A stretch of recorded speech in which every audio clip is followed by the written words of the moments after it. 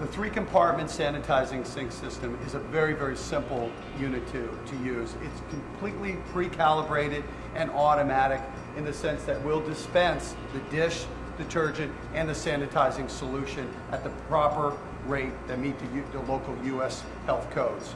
The first sink is the dishwash. You merely push the button and turn on the sink. And your sink will be filled very economically with a very mild yet very aggressive antibacterial dishwashing solution. All your soil tools go into this sink and soak for a period of time. The next sink is a clear water rinse.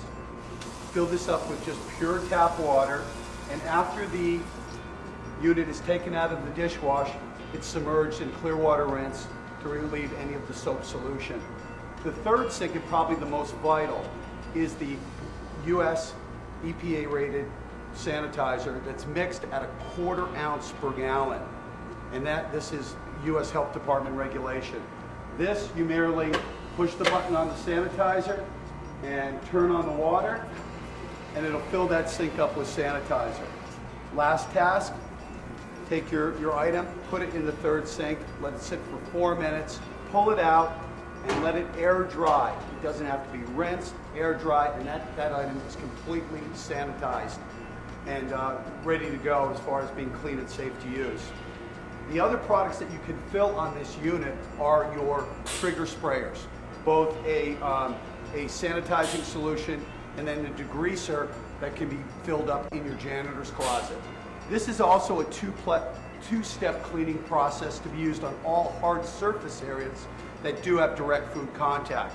You would merely spray the surface with your degreaser, wipe it off with a clean cloth, wiping material to remove the soil, and then fill your bottle right off here, right off your hose, fill it up with sanitizing solution, and spray down that surface with sanitizer, and then wipe dry.